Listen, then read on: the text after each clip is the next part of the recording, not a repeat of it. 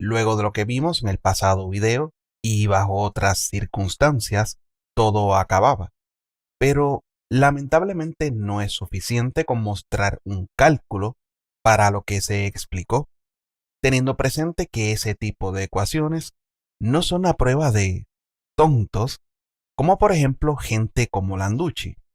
Así que es indispensable incluir el tema sobre la refracción atmosférica como los fenómenos de refracción que incluye el tema de los espejismos. Primero veremos algunas definiciones que son importantes conocer y luego pasamos al asunto de la refracción atmosférica.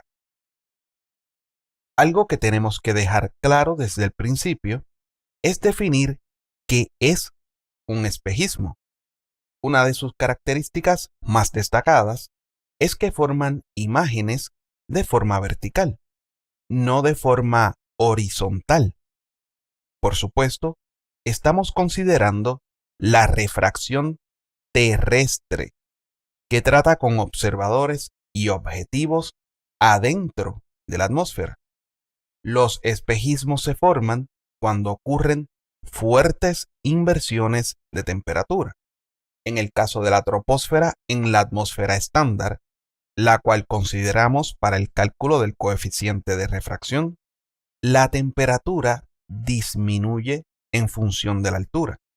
Ahora bien, cuando ocurre una inversión térmica, la temperatura, en vez de seguir disminuyendo según la altura, llega a un punto en donde comienza a aumentar según la altura.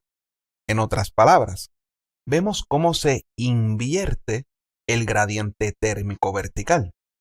Como resultado, tenemos una capa de aire frío abajo en la superficie, cubierta más arriba por una capa de aire cálido.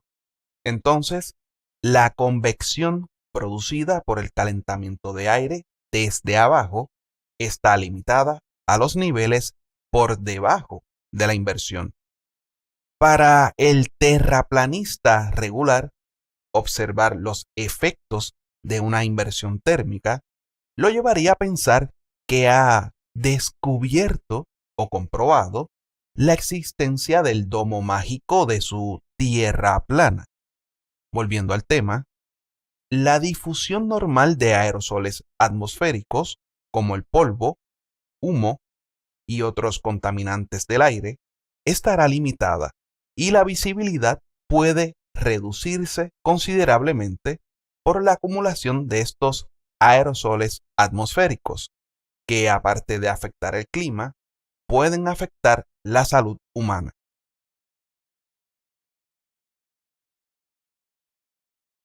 Ahora hablemos sobre el tema de los conductos troposféricos, que son el producto de fuertes inversiones térmicas. Los espejismos superiores y Fata Morgana son el resultado de la formación de uno de estos conductos. Como en el caso de los espejismos superiores, hablamos de la formación de un conducto óptico, veamos la diferencia entre el conducto para el caso de las microondas y ondas de radio, tema olímpicamente confundido por el científico platense. Siéndoles sincero, en ocasiones pienso que los que hablan en esos canales de pseudociencias y científicos holísticos no es que quieran engañar a propósito a su audiencia, es que los errores que cometen son tan graves que eso solo puede ser cosa de novatos e ignorantes en cuanto a esos temas. Ahora bien, aunque los fenómenos como los espejismos superiores o Fata Morgana, que son puramente ópticos y son conocidos desde tiempos remotos, el término conducto se introdujo por la década del 1940, cuando los operadores de radar en la Segunda Guerra Mundial comenzaron a observar retornos de objetivos que estaban más allá del horizonte normal del radar. ¿Qué más debemos saber? Que la atmósfera no es un medio homogéneo, ya que no es un medio uniforme. Por ejemplo, el índice de refracción del aire no es exactamente el mismo en todas las partes de la atmósfera y disminuye con la altura por lo general. En el siguiente video, vemos que la poca cantidad de agua en ese contenedor es uniforme y todo el volumen tiene aproximadamente el mismo índice de refracción, por lo que podemos considerar ese medio como uno homogéneo. La luz, aunque pueda refractarse al incidir al agua, el recorrido de la propagación será uno recto. Pero si agregamos azúcar y la dejamos reposar, se formará un gradiente de densidad en el volumen y el medio ya no será uniforme.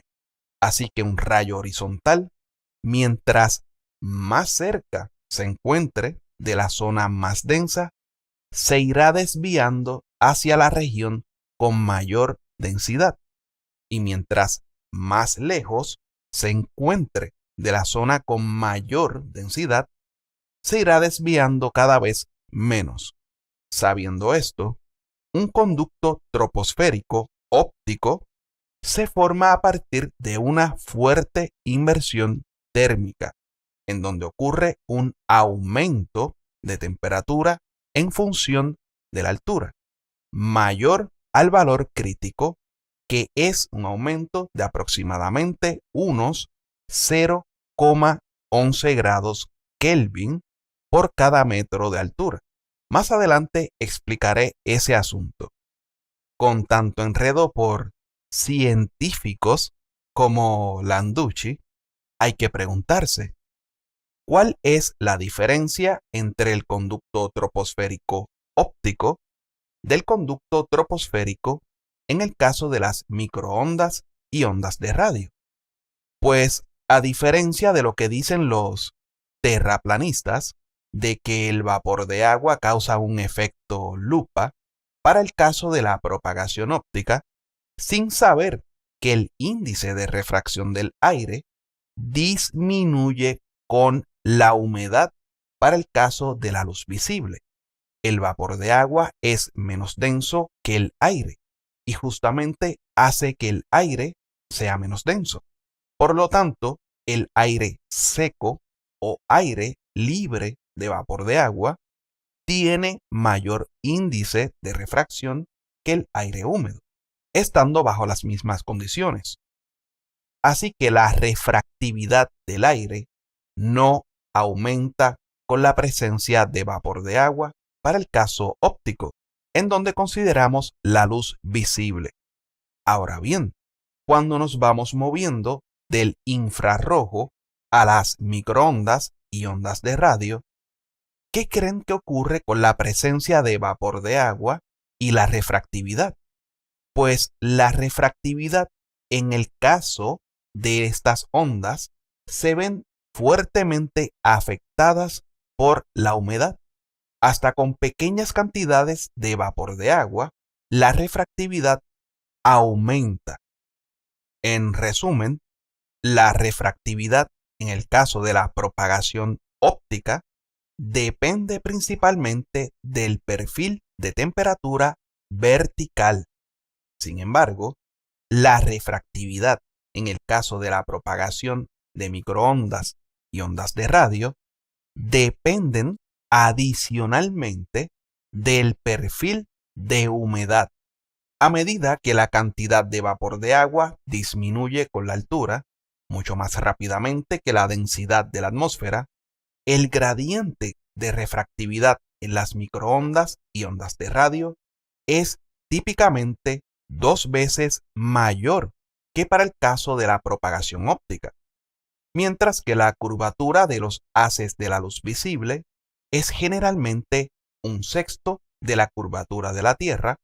La curvatura de los haces de las microondas y ondas de radio son aproximadamente 1/3 de la curvatura de la Tierra.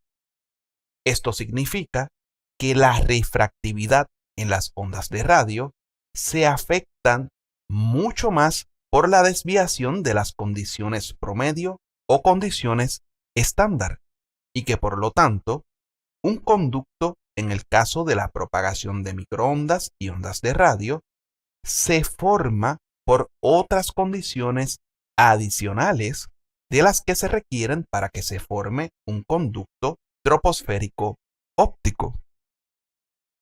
¿Han notado que uso frecuentemente el término refractividad y no el término índice de refracción? Verán que se trata de algo muy simple.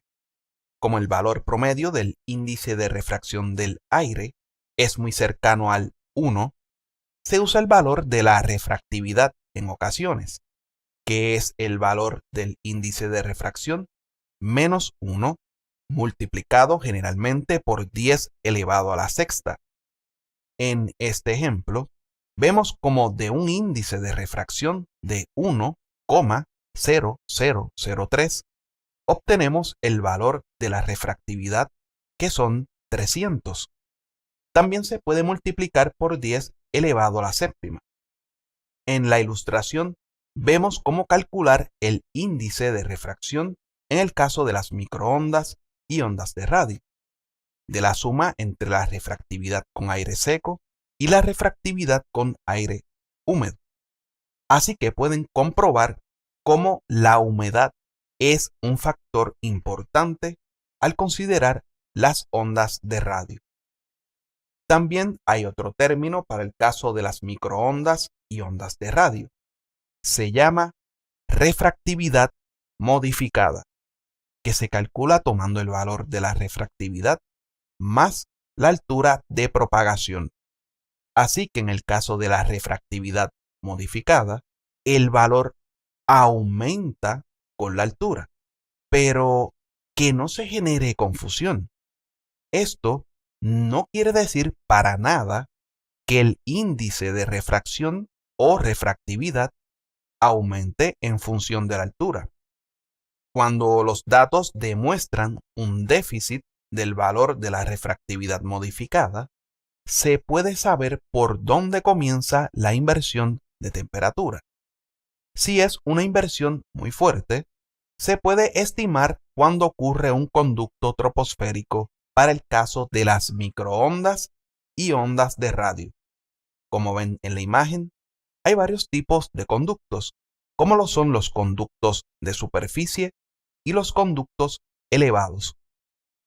En resumen, no puedes decir que un conducto troposférico óptico y uno para el caso de las ondas de radio son la misma cosa, ya que ese es un soberano disparate.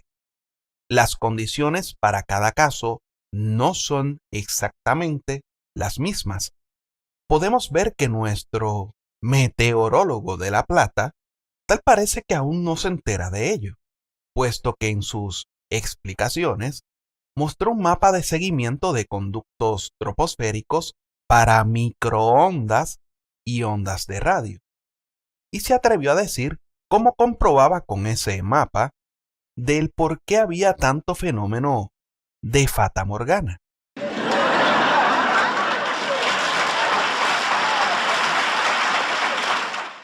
Así que, para poder observar un fenómeno como fatamorgana, debe formarse un conducto troposférico óptico, y el conducto se forma por una fuerte inversión de temperatura. El observador tiene que estar en el conducto para poder observar el fenómeno del espejismo superior o fatamorgana.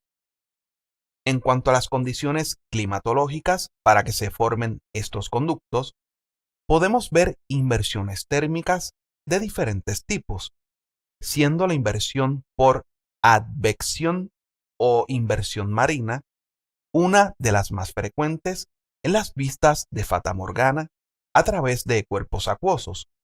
También otra inversión común es la inversión por radiación o inversión nocturna.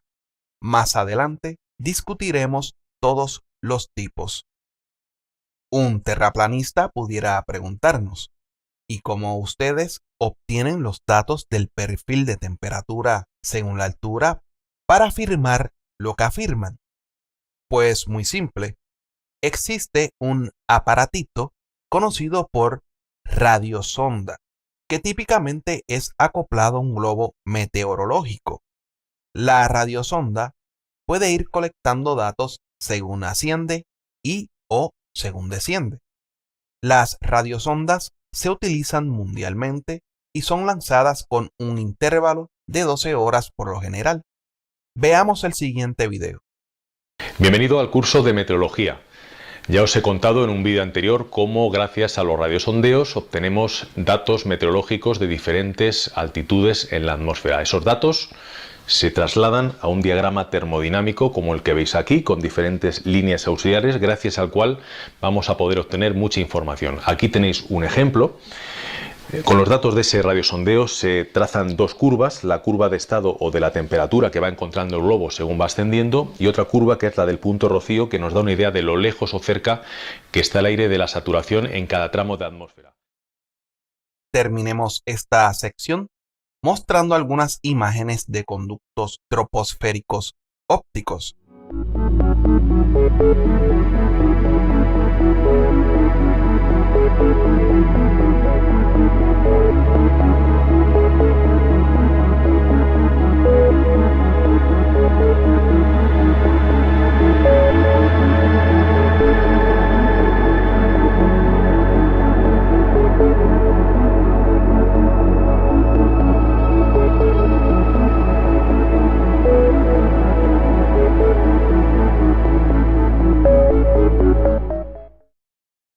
Es bien conocido el argumento terraplanero de que el agua en la atmósfera crea un efecto lupa. Una lupa no es otra cosa más que un lente convergente, y noten esto, con poca distancia focal. Según estos egresados de la Universidad de Harvard, el supuesto efecto lupa en la atmósfera hace que el Sol del modelo de la Tierra plana no se ponga pequeño según se aleja, y además que aparente ocultarse por debajo del horizonte. Eso sí, las contradicciones no se hacen esperar, puesto que Landucci y parte de la secta indican que sí se hace pequeño y desaparece en las capas atmosféricas, a diferencia de los otros grandes científicos como Ibáñez, que se sostienen en el supuesto efecto lupa. Pero en fin, un famoso youtuber terraplanista llamado Rob Skiba comienza un video diciendo, y cito, "Hay muchísima agua en la atmósfera". Fin de la cita. En el mismo pusieron una lupa entre una cámara y una representación de un sol por el otro lado. El detalle es el siguiente. Si las pequeñas gotas de agua en el aire o el vapor de agua causan este efecto lupa en el aire, eso quiere decir que podemos experimentar para reproducir lo que ellos dicen. ¿No es así? Veamos el siguiente video. Tomen una manguera y rocíen agua. ¿Qué es lo que ocurre? Se observa el fondo detrás del rociado de agua. ¿Alguna distorsión por refracción? ¿Se observa algún efecto como el de un lente convergente o una lupa? Pero por supuesto que no. Esto es lo que pasa en la realidad. Hablemos de lo que son los aerosoles atmosféricos. Un aerosol no es otra cosa más que finas partículas sólidas o gotitas líquidas en el aire u otro gas. Los aerosoles pueden ser naturales o antropogénicos. Las nubes y la niebla son un ejemplo. Los aerosoles hacen que el aire se vea confuso al dispersar y absorber la luz. Cuando sumas el coeficiente de dispersión y el coeficiente de absorción de la luz, podemos obtener el resultado de la atenuación o extinción atmosférica. Veamos esta fotografía aérea, donde la concentración de aerosoles es producto de una inversión térmica. Y pueden notarlo, ya que se observa claramente la dispersión de la luz de la ciudad. Otro aspecto de la dispersión de la luz es cuando observamos el cielo color azul, que ocurre por una radiación difusa del cielo, al fenómeno en el que un color se dispersa más que otros, está contemplado por lo que se llama dispersión de Rayleigh. Se comprueba empíricamente que en el espectro visible, los colores de onda corta como el azul se dispersan con mayor intensidad que los colores de onda larga como el rojo. La intensidad de la luz dispersada es proporcional a 1 sobre la longitud de onda elevada a la cuarta. Así que la dispersión en 400 nanómetros, que es de onda corta, es 9,4 veces mayor que en 700 nanómetros, que es de onda larga, teniendo en cuenta la intensidad de la luz blanca del mismo emisor. Ahora bien, ocurre otro tipo de dispersión aparte de la dispersión de Rayleigh, solo que en este caso se dispersan todos los colores por igual con la misma intensidad. Tenemos de ejemplo las nubes y la niebla. Ambos son aerosoles atmosféricos inorgánicos y consisten en pequeñas gotitas de agua del vapor que se ha condensado. Todos los colores de la luz blanca se dispersan por igual. Este tipo de dispersión, que ocurre con las pequeñas gotitas de agua en las nubes, se le conoce por dispersión o difusión de Mie. Esta es la razón por la cual las nubes y la niebla son blancas. Por supuesto, todas las ecuaciones contempladas en la dispersión de Rayleigh y la dispersión de Mie pueden ser confirmadas mediante la recreación por software.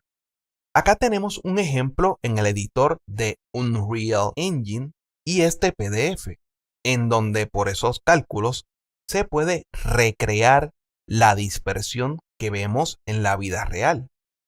Esto realizado por verdaderos profesionales, a diferencia de los pseudo directores gráficos y pseudo profesionales en animación en 3D, que se dicen tener más de 21 años de experiencia. Pero en fin, dejemos que Walter Lewin termine de explicar todo este asunto. Si ya vio esos videos, pueden saltar al minuto que se indica. If you look here, it's blue that is dominating. If you look here, it's blue that is dominating. Unless you look straight into the direction of the sun, you will see that almost everywhere the sky is blue. But now comes the question, why are clouds white? Well, the particles in a cloud are small water drops. They are 5 microns or larger. And when particles are that big, Rayleigh scattering is not operative. Blue light is no longer preferred to scatter, but all colors, all the colors of the light of the sun scatter by the same amount. Well, if you see all the colors from the sun coming in your eyes, you see white light. That's the idea of the mixture of all colors. So that's the reason why the clouds are white. So here's a cloud, and the light of the sun strikes it. The small water drops will scatter the light, but will be white. Now, when it's really bad weather, you may have noticed when you hear and you look up to the cloud, they're not so white at all that they are actually on the dark side. That happens. Not always, but it happens. The reason for that is that then the clouds are just too thick. Clouds also absorb light. And so if the cloud is thick enough, well, then so much light is absorbed that comes in from the sun that the bottom just becomes dark. But that same cloud that would look dark from below, if you flew over with an airplane, I guarantee you that it's white.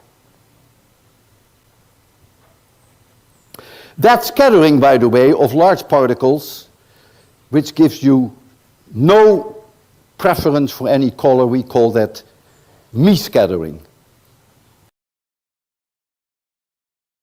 So, we all agree that this is white light which is coming up, and you don't see the light here because there is nothing that scatters it in your direction.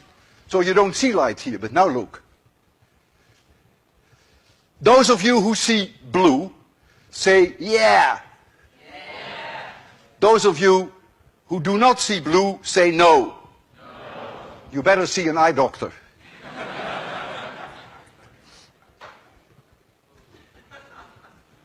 Now comes the hardest part.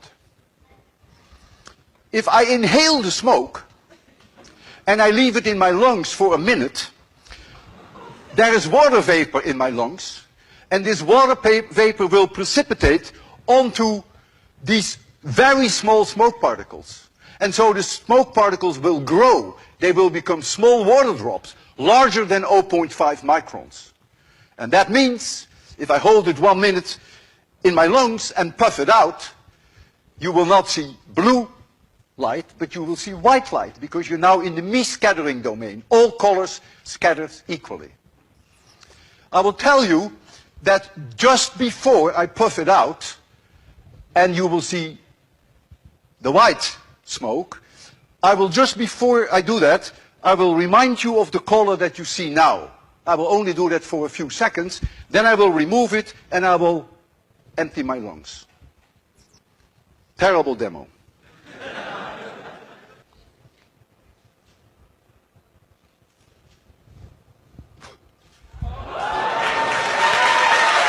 Para el caso del crepúsculo o atardecer, y regresando con la dispersión de Rayleigh, uno de los tantos hechos que nos indican la rotación terrestre y que no vivimos en un disco con un minisol girando por arriba, es precisamente el ángulo de los rayos de luz del Sol respecto a la Tierra, ya que esos rayos, mientras amanece o va atardeciendo, tienen que propagarse por mucha distancia en la parte baja de la atmósfera. Entonces los colores de onda corta, como el azul, se dispersan por completo en la región más densa de la misma. Eso es lo que sucede con el rayo C de la ilustración, así que solo prevalecen los colores de onda larga. Pueden notar que más arriba en la atmósfera, en el rayo A, no ocurre tanta dispersión de los colores de onda corta, a diferencia del rayo C. En un disco plano, con un minisol girando por arriba y que jamás puede bajar físicamente al horizonte, por más que digan que es por alguna perspectiva mágica o por algún efecto lupa o por la fata morgana mágica de Landucci, eso no es posible bajo ningún concepto, puesto que la radiación solar físicamente no se está propagando en la distancia requerida a través de la atmósfera, ni el Sol adquiere el ángulo físico para estar muy cerca del horizonte. What is the light that comes to you? Predominantly blue. So the sky is blue. The light that is scattered here comes to you is predominantly blue. So that's why the sky is blue.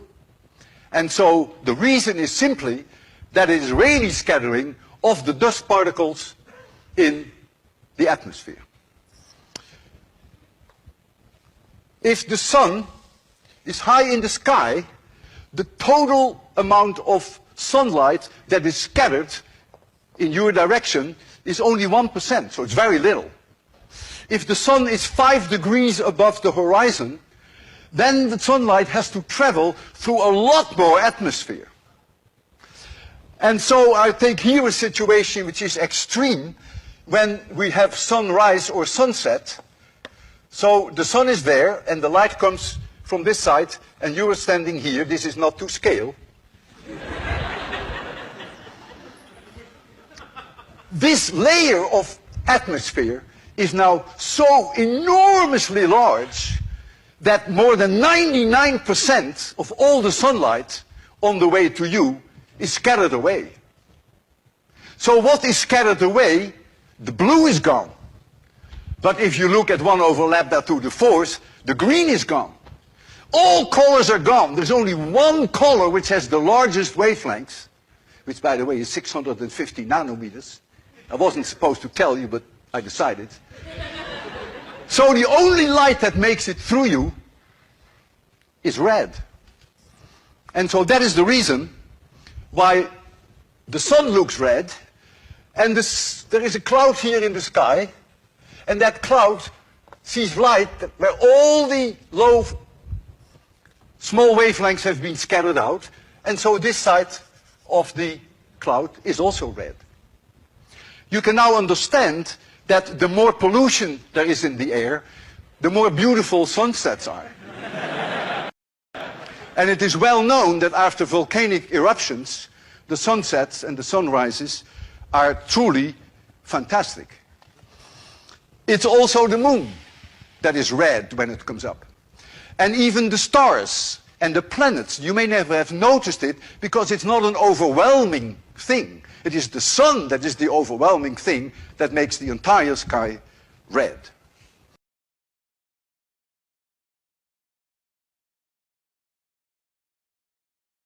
In 26100, a blue sky for you, and a red sunset.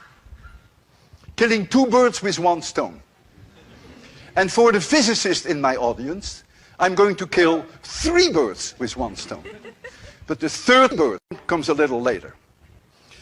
I have here a bucket which is filled with sodium thiosulfate. In this bucket. And when I turn the light on, you will not even see any light from that bucket. Nothing is scattered in your direction. I think of that as being the sun, by the way. Now I'm going to add a little bit of sulfuric acid. And when I do that, very small sulfur particles, smaller than a tenth of a micron, will precipitate in that solution. Radiation scattering. And so the light that will come to you is blue. And you will see blue light. Just like with the smoke. But now, as time goes on, we will get more and more and more and more of those 0.1 micron particles. And so the light that comes out here has no blue in it anymore. It doesn't have any green in it anymore. It's all scattered in your direction, just like here with the sunset. So what color do you think the sun is going to get? It's going to be red. That's why I said I'm going to kill 2 birds with 1 stone. And I want you to look at the sky, which is here is the sky. So just keep looking. For me, it's already beginning to turn a little bluish. We'll just give it a little bit more time. The sun looks just white, light, as it was before.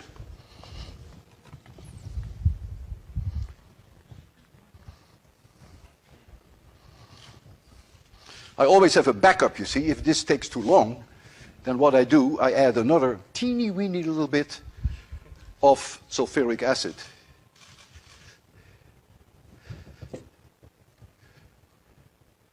To speed up the process a little.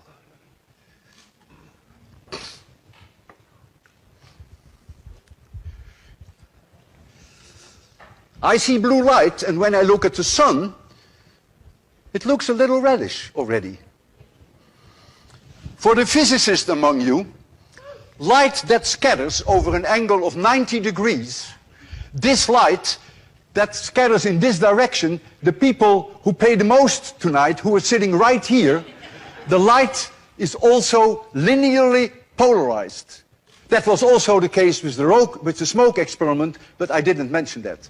But for those of you who are sitting here, I can show you with my polarimeter, when I rotate my polarimeter, that I can the blue sky completely dark, and I can the blue sky completely bright again.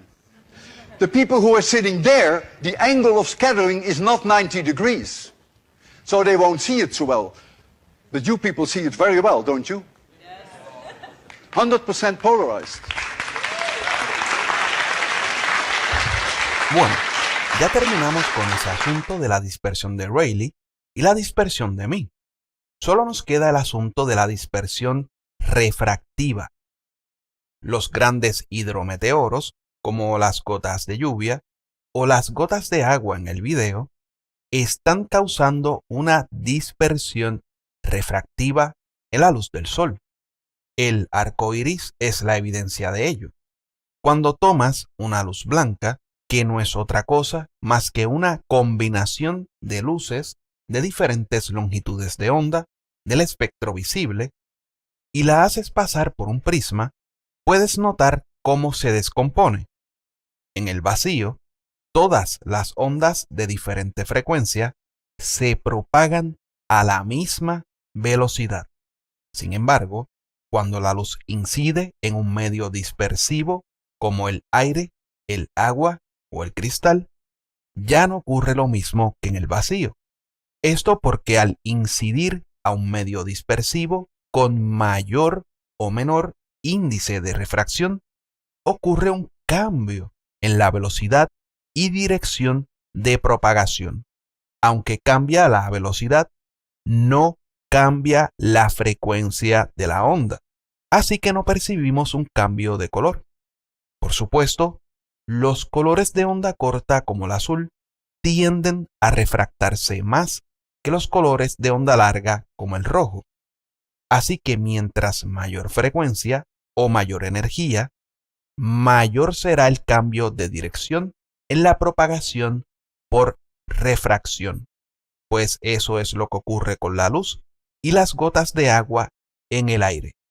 Sin embargo, los grandes científicos de la planicie vuelven a hacer de las suyas, indicando que un arco iris solo puede observarse en el exterior y que para poder recrear uno en un interior se necesita de un espejo. Como quien dice, insinúan que en el exterior lo que refleja la luz mágicamente hasta nuestros ojos es el domo. Pues bien, es imposible para nosotros poder observar un arco iris primario con la luz solar en el cual el emisor de luz, que está opuesto al arco iris, adquiera un ángulo de elevación sobre el horizonte mayor a 42 grados. Pero, ¿por qué vemos un arco? Precisamente, si usáramos una escuadra, como se muestra en la imagen, nos damos cuenta fácilmente de por qué se forma dicho arco. Eso quiere decir que los arcoíris los podemos observar si estamos en la superficie terrestre solamente por la mañana y en dirección hacia el oeste, o por la tarde en dirección hacia el este, pero jamás al mediodía o cerca del mediodía, en donde el ángulo de elevación del Sol sobre el horizonte es mayor a 42 grados. Pero ahí no acaba todo el asunto. Si buscamos altura, podemos tener un resultado más completo, porque en vez de un arco, podremos observar el círculo completo. En cuanto a ese patético enunciado sobre que es imposible recrear un arco iris en un interior sin la ayuda de un espejo, demos unas cuantas lecciones a estos iluminados y adictos de la ayahuasca. Ese asunto de los arcoíris, y hasta donde se sabe, se viene tratando desde Aristóteles. En el siglo XIV, sí, en el siglo XIV, Teodorico de Freiberg realizó un experimento, el cual 3 siglos más tarde fuese recreado con éxito por René Descartes. El experimento es conocido por Florence Rainbow o arcoíris florentino, que cualquiera de ustedes, sabiondos de la planicie, puede hacer en su casa. Como bien saben, generalmente las gotas de agua son esféricas. En el caso de las gotas de lluvia, que se vuelven muy grandes mientras van cayendo, ocurre lo que ven en el video, que las gotas grandes van obteniendo una forma como pan de hamburguesa, luego se separa y vuelven a ser esféricas o casi esféricas. En cuanto al experimento, se usa un balón de destilación o un matraz florentino. Se llena con agua y se tapa. Luego se usa una pantalla con un agujero en el centro, con el tamaño de la zona redonda del matraz. Entonces, con una luz blanca e intensa, ilumina por detrás de la pantalla hasta que la luz alcance el matraz. Este es el resultado que vas a obtener. Como ven, no se necesita de ningún espejo. Así es como llega a nuestros ojos la luz del arco iris de las muchas gotas de agua. También se puede usar un láser para comprobar la reflexión interna adentro de la gota, en donde la luz queda linealmente polarizada, ya que la luz que se refleja está cerca de un ángulo conocido por el ángulo de Brewster, un tema que se va a expandir más adelante. Cabe mencionar que el ángulo de Brewster solo ocurre en medios reflectores dieléctricos, como por ejemplo el aire, el agua o el cristal, no en reflectores conductores, como los metálicos. Podemos confirmar que la luz de los arcoíris está polarizada, usando un filtro polarizante. Así que el experimento del arcoíris florentino debe demostrar las siguientes cosas: que en el interior del arco iris primario debe observarse una región color blanca. Luego, que el primer color debe ser el violeta o notándose más fácilmente el azul. El color en el exterior debe ser rojo, seguido por una región oscura conocida por Alexander's Dark Band. Si la iluminación del experimento es lo suficientemente fuerte, podremos ver el arco iris secundario con los colores invertidos. Y por último, debe probarse que la luz del arco iris resultante del experimento está linealmente polarizada.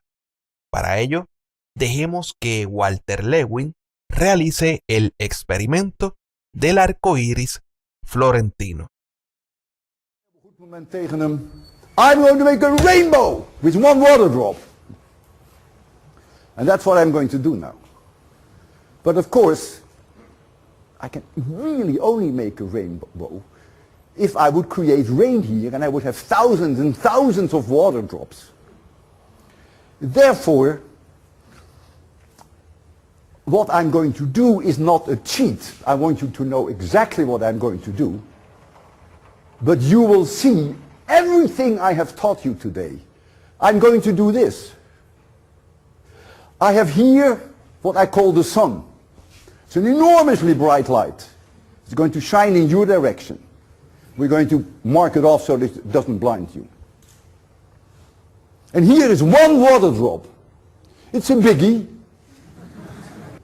And that one water drop is going to do this. And we're going to put the screen down, and that's what you're going to see on the screen. You're going to see red on the outside, blue on the inside, white lights inside the bow, dark outside the bow. And then, with my linear polarizers, I will also show you that the light is linearly polarized. We have enough for those lights now. If you're ready, I'm ready. Would you want us to make it dark first, or would you like to start it in light? Dark. Okay, so we're going to make it immediately completely dark. And be patient, because to get the sun going is not as trivial as you may think. And then to keep the sun going is even more difficult.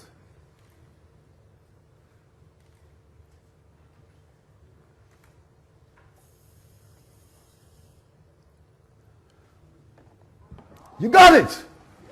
There's the bow! Red on the outside.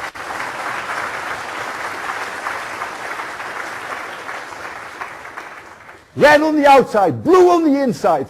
You see this white light? You see the darkness here? Now I'm coming with my polarimeter, and I hold my polarimeter in here. The light will still go through, although it is a little reduced because of the polarimeter itself is dark. And now when I do this, you see nothing coming through anymore. And I can do it here. You see nothing going through. And when I hold it like this here, the light does go through. If you can keep the sun going for a little while, you're doing incredible, Roelof. You see the red light here?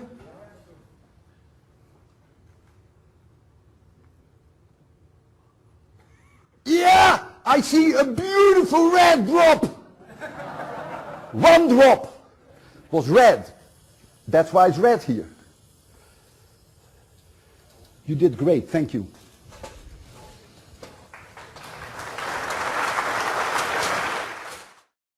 Para acabar con el asunto de los arcoíris, como se dijo antes, el mejor momento para observarlos es temprano por la mañana o ya atardeciendo.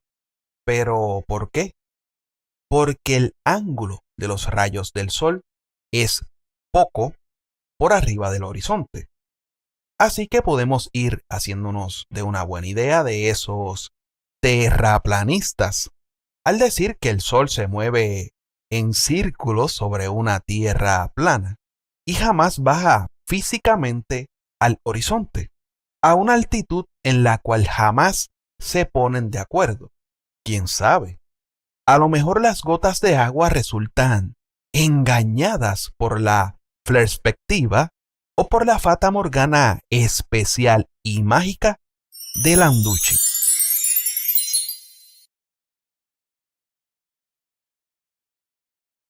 Así que ese argumento sobre el agua en la atmósfera y el asunto de que la misma genera un efecto lupa que hace que el minisol de la Tierra plana no reduzca su tamaño según se aleja, o que haga aparentar a ese minisol ocultándose por debajo del horizonte, deja mucho que pensar sobre las grandes capacidades de estos científicos terraplanenses.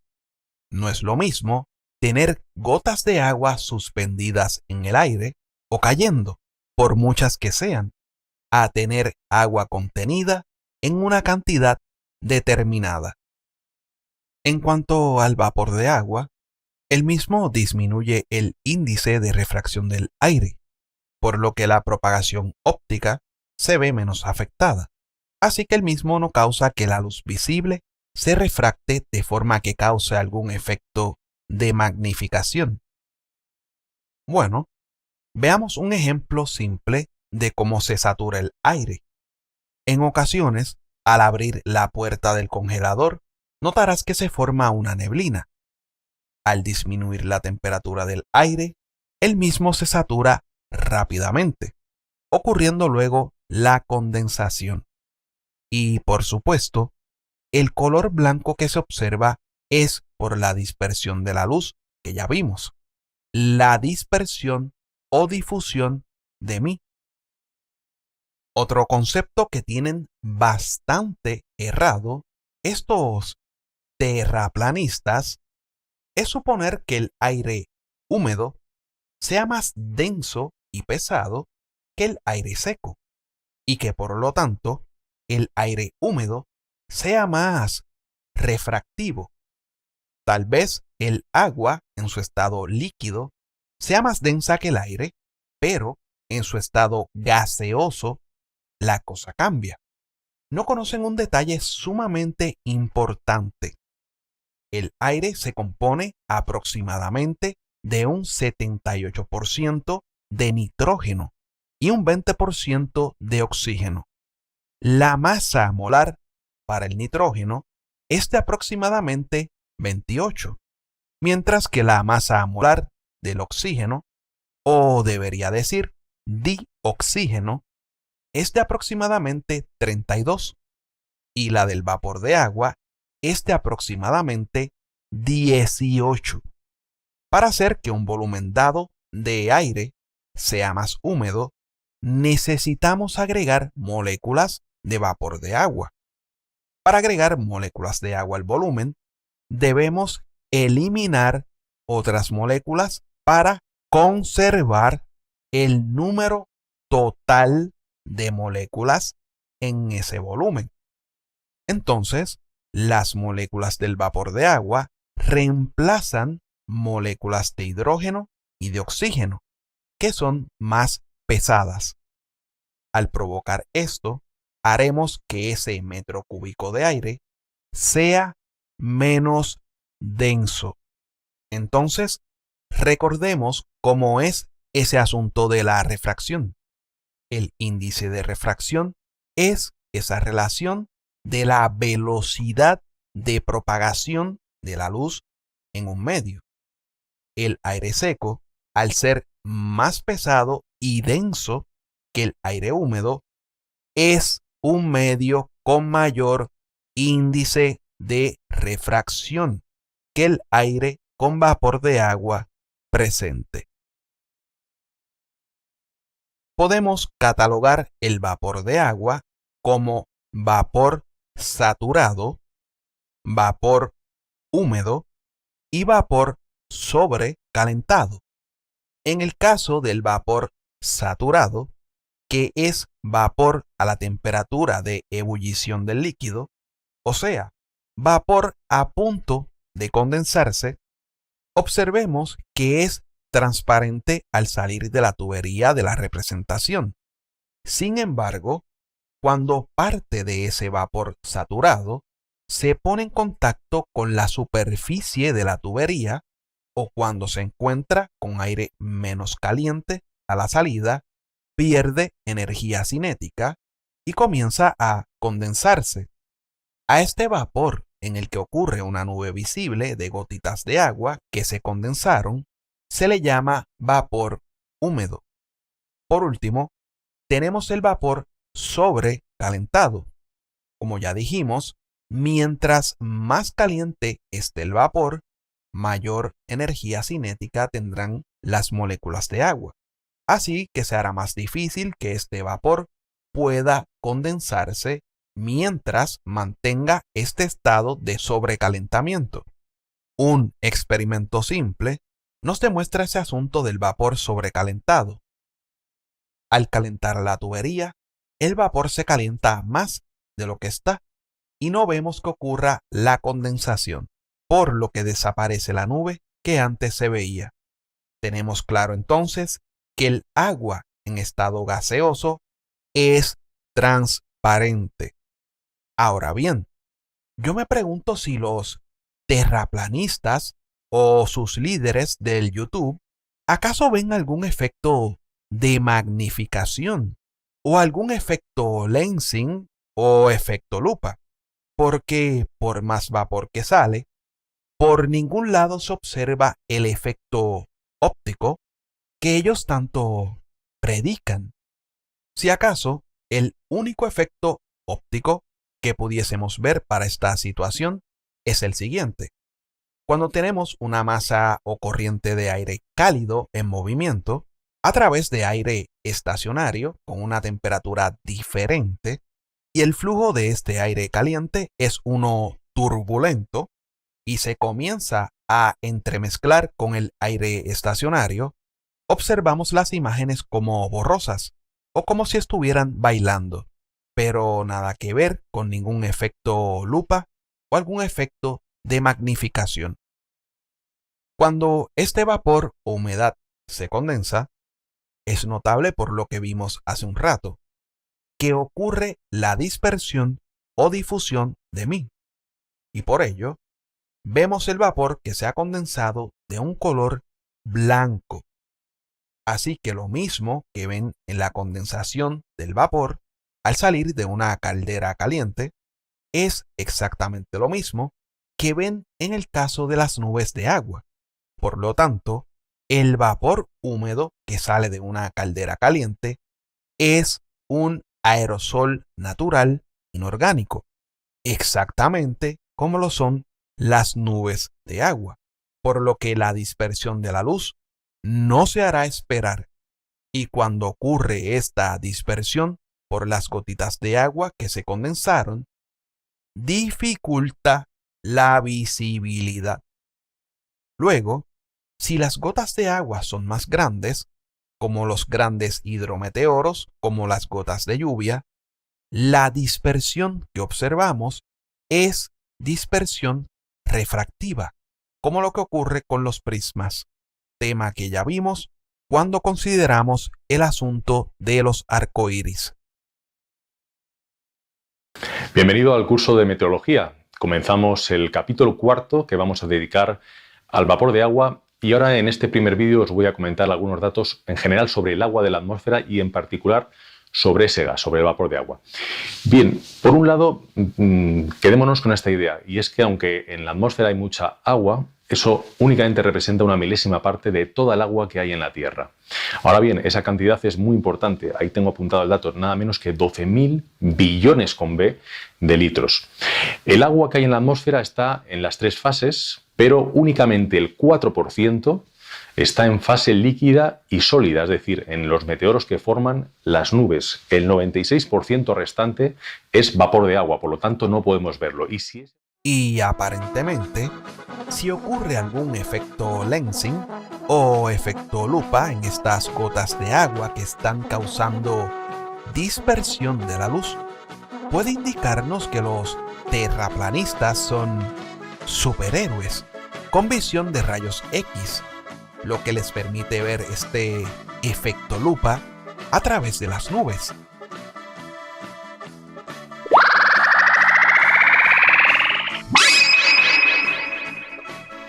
Pero, como nosotros no somos superhéroes como ustedes, super terraplanistas, ni tenemos visión de rayos X integrada a nuestros ojos, ese supuesto efecto lupa no lo podemos ver a través de las nubes, que, como ya se dijo, es humedad o vapor de agua que se ha condensado. En fin, usemos una calculadora rápidamente para ver el efecto de la humedad en el aire y el índice de refracción en el mismo. En el primer caso, pongamos un ejemplo de un 20% de humedad relativa, según la presión y la temperatura que observan. Este es el índice de refracción para ese caso. Ahora, aumentemos el porcentaje de humedad relativa a 80% con la misma temperatura y la misma presión. Este es el nuevo índice de refracción del aire. Como ven, disminuyó al aumentar la humedad relativa.